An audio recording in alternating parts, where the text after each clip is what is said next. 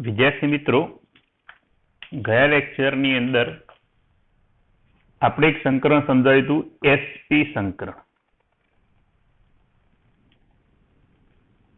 આજના લેક્ચરની અંદર આપણે sp2 સંકરણ જોઈશું.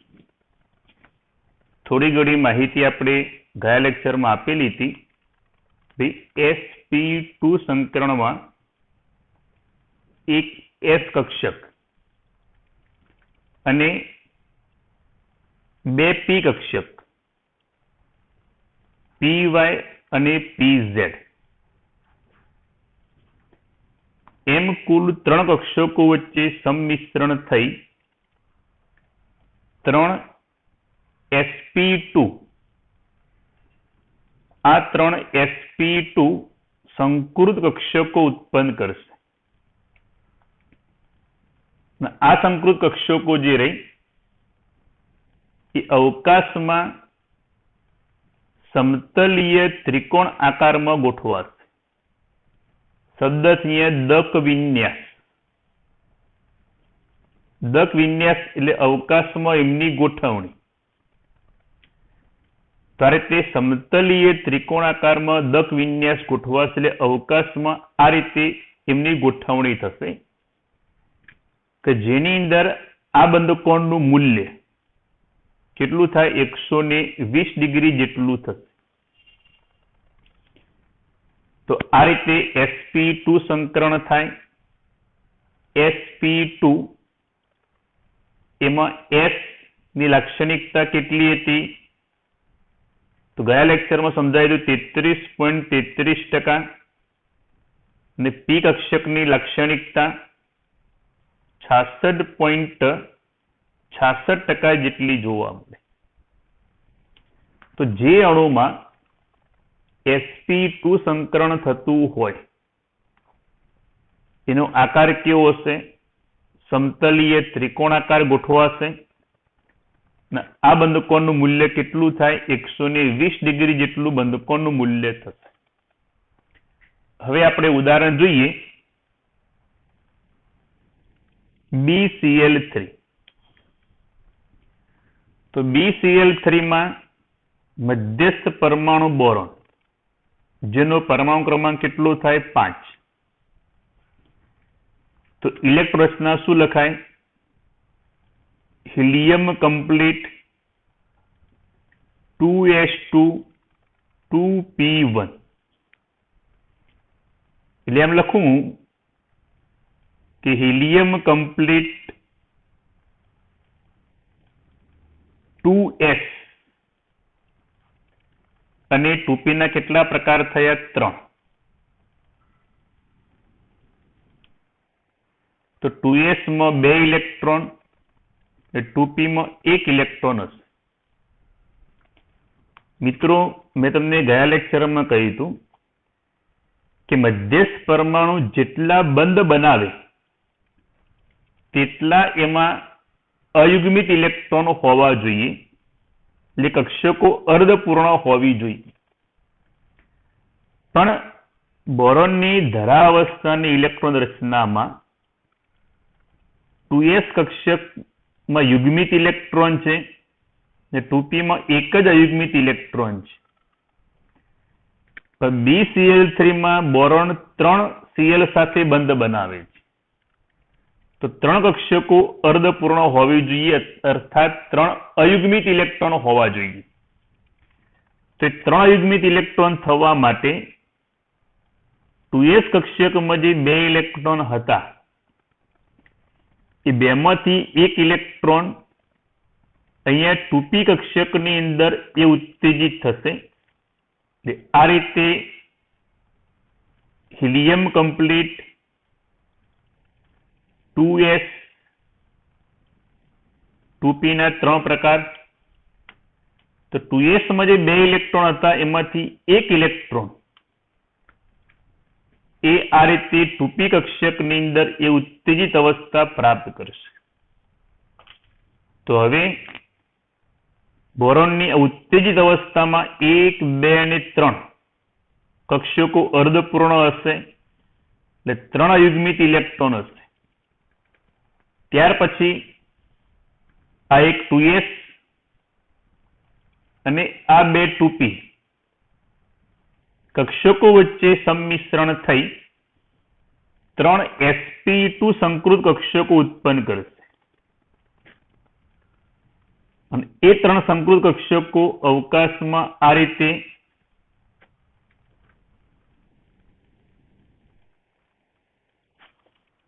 સમતલીય ત્રિકોણ આકારની અંદર ગોઠવાશે કે જેમાં 1, 2 અને 3 દરેકની અંદર આ રીતે એક એક ઇલેક્ટ્રોન ગોઠવાયેલો હશે. તો આપણને 3 અયુગ્મિત ઇલેક્ટ્રોન ધરાવતી સંકૃત કક્ષકો મળશે. દરેકનું નામ શું થાય? sp2, કારણ કે એક s અને બે p કક્ષકોના સંમિશ્રણથી ઉત્પન્ન થયેલી છે. દરેક સંકૃત કક્ષકને sp2 સંકૃત કક્ષક તરીકે ઓળખવામાં આવે. ત્યારબાદ શું થશે? ક્લોરીન પરમાણુ જેનો પરમાણુ ક્રમાંક 17 થાય તો નિયોન કમ્પ્લીટ 3s માં 2 ઇલેક્ટ્રોન,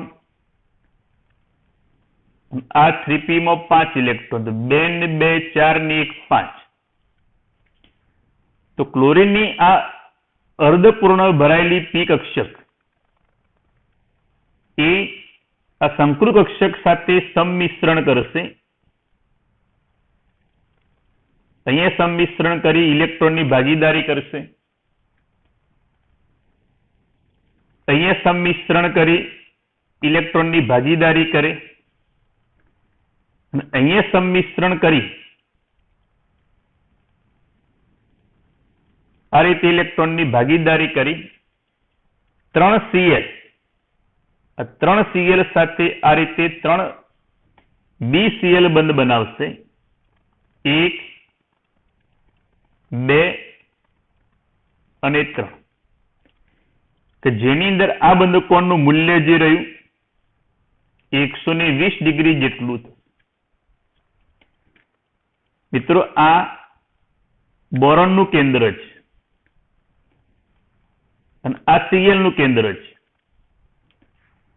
તો અહીંયા બે કેન્દ્રને જોડતી બંધ ધરી ઉપર આ જે બંધ બન્યો એ બંધને કયો બંધ કહેવાય? સિગ્મા બંધ ગણાય.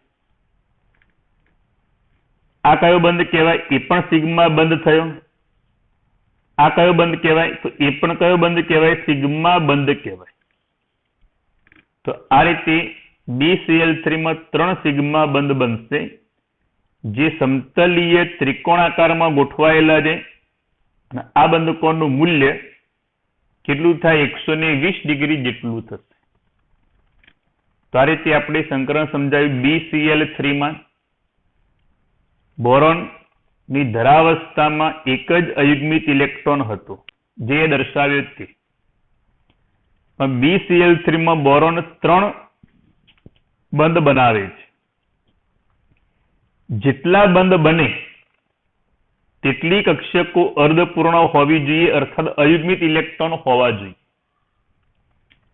તો અહીંયા 1 હતો તો 3 અયુગ્મિત ઇલેક્ટ્રોન થવા માટે 2s કક્ષકમાં જે 2 ઇલેક્ટ્રોન હતા એમાંથી 1 ઇલેક્ટ્રોન આ રીતે 2p કક્ષકની અંદર દાખલ થઈ 3 અયુગ્મિત ઇલેક્ટ્રોન પ્રાપ્ત કરશે. ત્યારબાદ 2s પ્રકારની 1 અને 2p પ્રકારની 2 એમ કુલ 3 કક્ષકો વચ્ચે સંમિશ્રણ થઈ 1, 2 અને 3 સંકૃત કક્ષકો ઉત્પન્ન કરશે જે સમતલીય ત્રિકોણાકારમાં ગોઠવાશે. એ 3 સંકૃત કક્ષકો સાથે ક્લોરીન પરમાણુની અર્ધપૂર્ણ ભરાયેલી આ p કક્ષક એમની સાથે સંમિશ્રણ કરી 3 BCl બંધ બનાવશે. ને 3 બંધ કયા છે? સિગ્મા બંધ. આ બંધકોનું મૂલ્ય કેટલું હશે? 120 ડિગ્રી. ને કયો આકાર થાય? સમતલીય ત્રિકોણ આકાર થશે. ક્લિયર મિત્રો? ત્યારબાદ જોઈએ આપણે sp3 સંકર. તો સંજ્ઞા ઉપરથી ખબર પડે કઈ કક્ષકો ભાગ લેશે. 1s અને 3p. તો s કક્ષક સમમિતીય ગોળાકાર હોય અને આ p કક્ષકો x, y, z અક્ષ ઉપર ગોઠવાયેલી છે. તો 1s અને 3p કક્ષકો વચ્ચે સંમિશ્રણ થાય. કુલ કેટલી કક્ષકો વચ્ચે સંમિશ્રણ થયું? 4. 1s અને 3p. તો આ રીતે 4 સંકૃત કક્ષકો ઉત્પન્ન કરશે, જેને દરેકને કઈ સંજ્ઞાથી ઓળખાય? sp3 સંકૃત કક્ષક. આને પણ sp3 કહેવાય, આને પણ sp3 અને આને પણ sp3 સંકૃત કક્ષક તરીકે ઓળખવામાં. આ જે સંકૃત કક્ષકો જે ઉત્પન્ન થઈ, હા, કયો આકાર કહેવાય મિત્રો?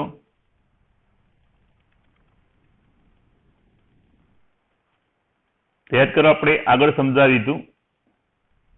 દરેકને આપણે આ રીતે જોડી દઈએ ખૂણા ઉપર.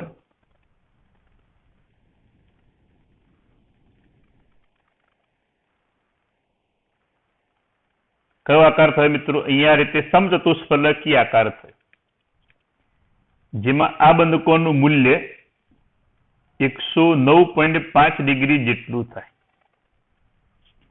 એટલે જે અણુમાં sp3 સંકરણ થતું હોય એનો આકાર સમચતુષ્ફલકીય, બંધકોણ 109.5 ડિગ્રી. આની અંદર કેટલાક અપવાદ જોવા મળશે એ આપણે આગળ સમજાવીએ. તો sp3 સંકરણનું ઉદાહરણ જોઈએ આપણે. CH4 નામ શું થાય મિત્રો? મિથેન. મિથેનમાં મધ્યસ્થ પરમાણુ કયો? તો કાર્બન. તો કાર્બનનો પરમાણુ ક્રમાંક કેટલો થાય? 6. તો આપણે ધરાવસ્થામાં લખીએ હિલિયમ કમ્પ્લીટ 2s અને 2p. 2s અને 2p. તો 2s માં 2 ઇલેક્ટ્રોન, તો હિલિયમના 2, 2s ના 2, 4 થયા, વધ્યા 2. તો આ રીતે 2p કક્ષકમાં ઇલેક્ટ્રોન ગોઠવા. તો કાર્બનની ધરાવસ્થામાં 2 જ અયુગ્મિત ઇલેક્ટ્રોન થયા. જેના જે મિત્રો કાર્બનની ધરાવસ્થામાં 2 જ અયુગ્મિત ઇલેક્ટ્રોન થયા. તો CH4 માં મધ્યસ્થ પરમાણુ કાર્બન કેટલા બંધ બનાવે? 4. તો 4 અયુગ્મિત ઇલેક્ટ્રોન થવા જોઈએ. તો 4 અયુગ્મિત ઇલેક્ટ્રોન થવા માટે 2s માં જે 2 ઇલેક્ટ્રોન હતા, 2 માંથી 1 ઇલેક્ટ્રોન આ રીતે અહીંયા 2p કક્ષકની અંદર દાખલ થશે. માટે જો હિલિયમ કમ્પ્લીટ 2s અને 2p ના 3 પ્રકાર. તો 2s માં જે 2 ઇલેક્ટ્રોન હતા એ 2 માંથી 1 ઇલેક્ટ્રોન ઉત્તેજિત થઈ અહીંયા આપણે 2p કક્ષકની અંદર દાખલ થશે. તો આને કહેવાય કાર્બનની કઈ અવસ્થા કહેવાય? ઉત્તેજિત અવસ્થા કહેવાય, કે જેમાં 4 અયુગ્મિત ઇલેક્ટ્રોન છે. ત્યારબાદ 2s પ્રકારની 1 અને 2p પ્રકારની 3. એમ કુલ 4 કક્ષકો વચ્ચે સંમિશ્રણ થઈ 4 સંકૃત કક્ષકો ઉત્પન્ન કરશે. 1, 2, 3 અને 4. આ 4 સંકૃત કક્ષકો ઉત્પન્ન કરશે. અને એ સંકૃત કક્ષક દરેકની કઈ સંજ્ઞાથી ઓળખાય? sp3. દરેકને જે સમચતુષ્ફલકી આકારની અંદર ગોઠવાશે. દરેકની અંદર આ રીતે 1, 2, 3 ને 4 અયુગ્મિત ઇલેક્ટ્રોન એની અંદર ગોઠવાયેલા હશે. એની સાથે CH4 એટલે હાઇડ્રોજન પરમાણુ જેની ઇલેક્ટ્રોન રચના શું થાય 1s1। તો હાઇડ્રોજન પરમાણુની અર્ધપૂર્ણ ભરાયેલી 1s કક્ષક, અહીંયા 1s કક્ષકનું સંમિશ્રણ થાય, અહીંયા 1s કક્ષકનું સંમિશ્રણ થાય, અહીંયા 1s કક્ષકનું સંમિશ્રણ થાય ને અહીંયા 1s કક્ષકનું સંમિશ્રણ થાય। સંમિશ્રણ ઇલેક્ટ્રોનની ભાગીદારી કરી આ રીતે 1, 2, 3 અને 4 આ રીતે 4 CH4 બંધ બનાવશે। બધા જ ઇલેક્ટ્રોન કેવા કેવા યુગ્મિત, આ પણ યુગ્મિત ઇલેક્ટ્રોન, આ પણ યુગ્મિત, અહીંયા પણ યુગ્મિત અને અહીંયા પણ યુગ્મિત ઇલેક્ટ્રોન છે। આ જે બંધકોણ એ બંધકોણ 109.5 ડિગ્રી જેટલો જોવા મળશે। કયો આકાર કહેવાય? સમચતુષ્ફલકીય આકાર કહેવાય। આ કાર્બન પરમાણુનું કેન્દ્ર અને હાઇડ્રોજન પરમાણુનું કેન્દ્ર, તો અહીંયા બે કેન્દ્રને જોડતી બંધ ધરી પર બંધ બન્યો, એટલે કયો બંધ કહેવાય? સિગ્મા। આ પણ બે કેન્દ્રને જોડતી બંધ ધરી પર બંધ બન્યો, કયો બંધ કહેવાય? સિગ્મા। આ પણ બે કેન્દ્રને જોડતી બંધ ધરી પર બંધ બન્યો, કયો બંધ કહેવાય? સિગ્મા। આ પણ બે કેન્દ્રને જોડતી બંધ ધરી પર બંધ બનશે, એટલે કયો બંધ કયો? સિગ્મા। એટલે કેટલા બંધ થયા? 4 સિગ્મા બંધ એની અંદર બનશે, કે જેમાં બંધકોણનું મૂલ્ય 109.5 ડિગ્રી જેટલું હશે। કયો આકાર થાય? સમચતુષ્ફલકીય આકાર હશે। તો આ રીતે આપણે CH4 મિથેનમાં સંકરણ જોયું sp3। ત્યારબાદ હવે થોડુંક ધ્યાન આપજો।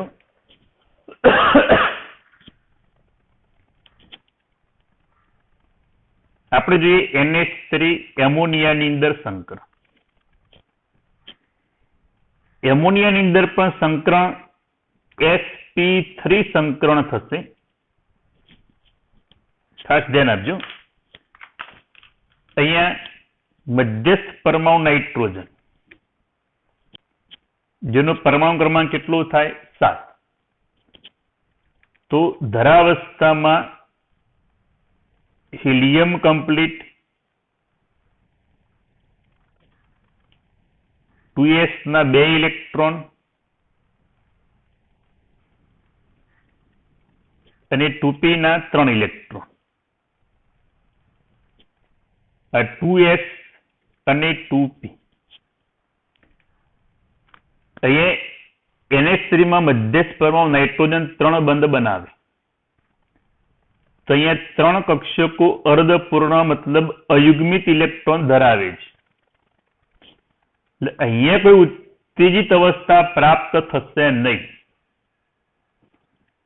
તો 2s પ્રકારની 1 ને 2p પ્રકારની 3 એમ કુલ 4 કક્ષકો વચ્ચે સંમિશ્રણ થઈ 4sp3 1, 2, 3 અને 4 આ 4 sp3 સંકુલ કક્ષકો ઉત્પન્ન થશે। હવે ધ્યાન આપજો મિત્રો, તો આ સંકુલ કક્ષકોમાં 2s અને 2p ના ઇલેક્ટ્રોન ગોઠવાશે। ચારે 4 સંકુલ કક્ષકોની ઉર્જા સમાન છે, એટલે હુડના નિયમ પ્રમાણે દરેકમાં પહેલા એક એક ઇલેક્ટ્રોન ગોઠવાશે।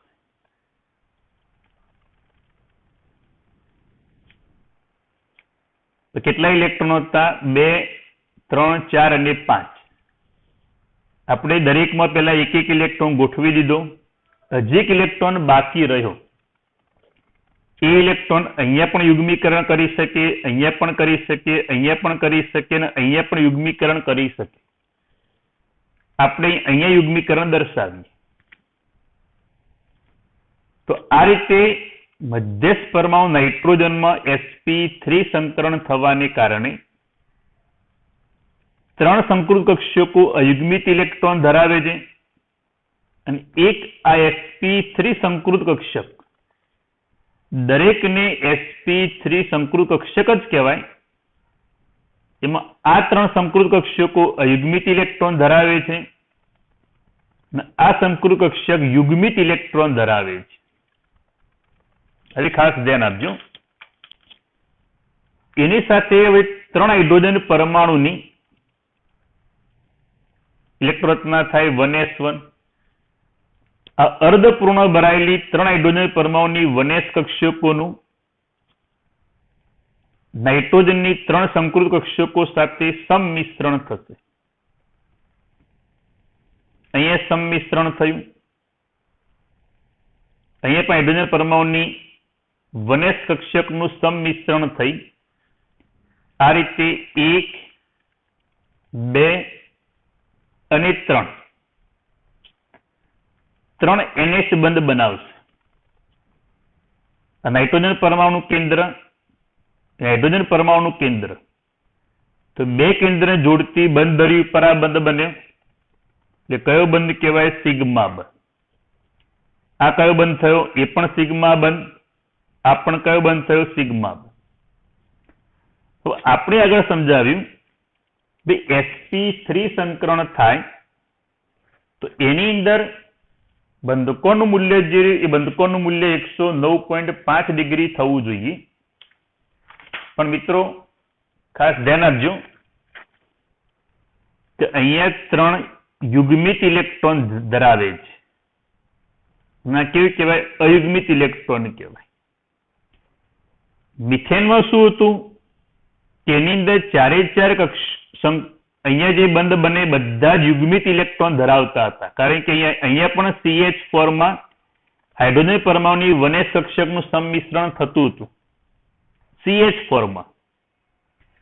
પણ અહીંયા એક અયુગ્મિત ઇલેક્ટ્રોન છે, બાકીની 3 યુગ્મિત ઇલેક્ટ્રોન છે. આપણે જાણીએ છીએ બોન્ડિંગ પેર કરતા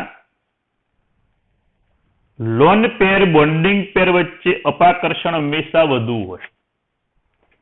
એટલે આ અબંધકાર ઇલેક્ટ્રોન યુગ્મનું બંધકાર ઇલેક્ટ્રોન યુગ્મ સાથે અપાકર્ષણ થશે. અપાકર્ષણ થવાને કારણે અહીંયા થોડું બંધકોણનું સંકોચન થાય. પરિણામે આ જે બંધકોણ જે રહ્યો એ બંધકોણમાં સંકોચન થાય તે 109.5 ડિગ્રી જે હતો એની અંદરથી ઘટીને કેટલો થાય? 107 ડિગ્રી જેટલો બંધકોણ થશે. પરિણામે અહીંયા એક વિકૃતિ જોવા મળે. વિકૃતિ મતલબ શું થયું? sp3 સંકરણ થાય છે પણ બંધકોણ 109.5 ડિગ્રીને બદલે 107 ડિગ્રી જેટલો જોવા મળે છે. કારણ કે અહીંયા એક લોન પેર હતી, અબંધકાર ઇલેક્ટ્રોન યુગ્મ હતું જે બંધકાર ઇલેક્ટ્રોન યુગ્મ સાથે એક અપાકર્ષણ કરશે. અપાકર્ષણને કારણે બંધકોણનું સંકોચન થાય. એ બંધકોણનું સંકોચન થાય તો બંધકોણ 109.5 ડિગ્રીથી ઘટીને કેટલો થયો? 107 ડિગ્રી જેટલો થશે. પરિણામે NH3 નો આકાર કેવો થાય? ત્રિકોણીય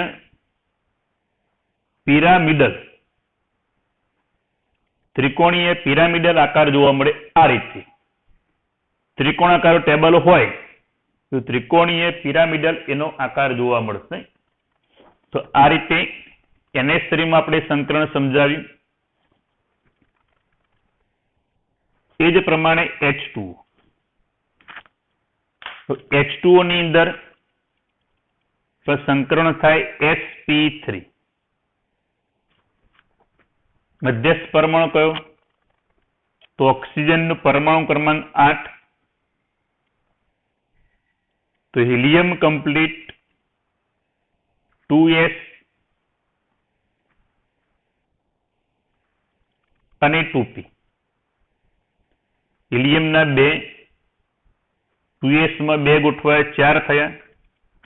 બાકી રહે 4. તો પેલા દરેકમાં એક ઇલેક્ટ્રોન ગોઠવાય. હજી એક ઇલેક્ટ્રોન બાકી રહ્યો. અહીંયા યુગ્મીકરણ થશે. H2O માં મધ્યસ્થ પરમાણુ ઓક્સિજન બે જ બંધ બનાવે તો બે અર્ધપૂર્ણ કક્ષકો હાજર છે, માટે અહીંયા ઉત્તેજિત અવસ્થા પ્રાપ્ત કરવાની જરૂર પડશે નહીં. તો 2s પ્રકારની 1, 2p પ્રકારની 3, એમ કુલ 4 કક્ષકો વચ્ચે સંમિશ્રણ થઈ 4 સંકૃત કક્ષકો ઉત્પન્ન થાય.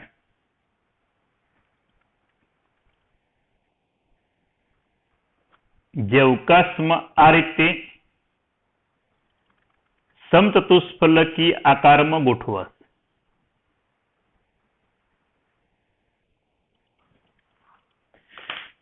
તો એની અંદર આ 4 સંકૃત કક્ષકો જે ઉત્પન્ન થઈ એની અંદર આપણે 2 ને 2 4 ને 2 6 ઇલેક્ટ્રોન ગોઠવ્યા તો 4 સંકૃત કક્ષકોની ઉર્જા સમાન હતી. તો હુડના નિયમ પ્રમાણે દરેકમાં પહેલા 1 ઇલેક્ટ્રોન ગોઠવાશે. કેટલા ઇલેક્ટ્રોન બાકી વધ્યા? હજી 2 ઇલેક્ટ્રોન બાકી વધ્યા. તો 2 ઇલેક્ટ્રોનનું એક આપણે અહીંયા અને અહીંયા યુગ્મીકરણ દર્શાવ્યું. અહીંયા પણ થઈ શકે. આપણે અહીંયા ઇલેક્ટ્રોન યુગ્મીકરણ થયું, જેથી 2 યુગ્મિત ઇલેક્ટ્રોન અને 2 અયુગ્મિત ઇલેક્ટ્રોન ધરાવતી સંકૃત કક્ષકો પ્રાપ્ત થશે. પછીની સાથે H2 જ્યારે બને તો હાઇડ્રોજન પરમાણુની વનેશ કક્ષક જે અર્ધપૂર્ણ ભરાયેલી છે તે વનેશ કક્ષકનું આની સાથે સંમિશ્રણ થાય, નૈય વનેશ કક્ષકનું સંમિશ્રણ થશે. પરિણામે 2 OH બંધ 1 અને 2 OH બંધ બનશે. આ ઓક્સિજન પરમાણુ કેન્દ્ર, નાઇટ્રોજન પરમાણુ કેન્દ્ર. તો અહીંયા 2 કેન્દ્રને જોડતી બંધરી ઉપર બંધ બન્યો. કયો બંધ થયો? સિગ્મા બંધ. અહીંયા પણ 2 કેન્દ્રને જોડતી બંધરી પર બંધ બનશે. કયો બંધ થયો? તો સિગ્મા બંધ. તો આ રીતે 2 OH કયા બંધ કહેવાય? સિગ્મા બંધ બનશે. 2 યુગ્મિત ઇલેક્ટ્રોન ધરાવે છે અને 2 અયુગ્મિત ઇલેક્ટ્રોન ધરાવે છે. તો ધ્યાન રાખજો મિત્રો, જો sp3 સંકરણ થાય તો બંધકોણ 109.5 ડિગ્રી થવો જોઈએ, પણ અહીંયા શું થશે? 2 યુગ્મિત ઇલેક્ટ્રોન ધરાવે છે કે જે અબંધકારક ઇલેક્ટ્રોન યુગ્મ કહેવાય. કયું કહેવાય? Lone pair. અબંધકારક ઇલેક્ટ્રોન યુગ્મ એને ગણી શકાય ને આ કેવું કહેવાય? બંધકારક ઇલેક્ટ્રોન યુગ્મ કહેવાય. તો આપણે જાણીએ છીએ કે લોન પેર વચ્ચે અપાકર્ષણ સૌથી વધુ થાય, એટલે કે અબંધકારક ઇલેક્ટ્રોન યુગ્મ વચ્ચે અપાકર્ષણ સૌથી વધુ થાય. તો આ 2 કક્ષકો અવકાશમાં મહત્તમ અંતરે ગોઠવાશે, જેથી એમનું અપાકર્ષણ આ બોન્ડિંગ પેર ઉપર વધી જશે. કારણ કે આ બંને કક્ષકો દૂર જાય, આમ દૂર જાય તો આની સાથે અપાકર્ષણ વધારે દેશે. પરિણામે આ બંધકોણનું શું થાય? સંકોચન થાય. અને એ બંધકોણનું સંકોચન થવાને કારણે એ બંધકોણ 109.5 ડિગ્રીથી ઘટી 104.5 ડિગ્રી જેટલો થશે. ક્લિયર મિત્રો? ઉપરમાં શું હતું? એક અબંધકારક ઇલેક્ટ્રોન યુગ્મ ધરાવતી કક્ષક હતી, બાકીની 3 બંધકારક હતી. નીચેના H2O માં શું થયું? 2 અબંધકારક ઇલેક્ટ્રોન યુગ્મ ધરાવે છે. તો આમની વચ્ચે અપાકર્ષણ મહત્તમ થાય તો અવકાશમાં દૂર ગોઠવાય, જેથી આની સાથે અપાકર્ષણ વધારે દેશે. આ બંધકોણ વધારે સંકોચન થાય, માટે 109.5 ડિગ્રીથી ઘટી 104.5 ડિગ્રી જેટલો બંધકોણ થાય. અહીંયા V આકાર ગણી શકાય. V આ વી આકાર અથવા એની ભૂમિતિ એને કોણીય આકાર પણ ગણી શકાય. તો આ રીતે H2O માં sp3 સંકરણ થાય, બંધકોણ 104.5 ડિગ્રી થાય, અણુનો આકાર વી આકાર અથવા એને કોણીય આકાર તરીકે ઓળખવામાં આવે. ક્લિયર મિત્રો? તો આજના લેક્ચરમાં આપણે 4 ઉદાહરણ જોયા. BCl3 માં, CH4 માં, NH3 અને H2O માં સંકરણની ઘટના આપણે સમજાવી. ક્લિયર મિત્રો?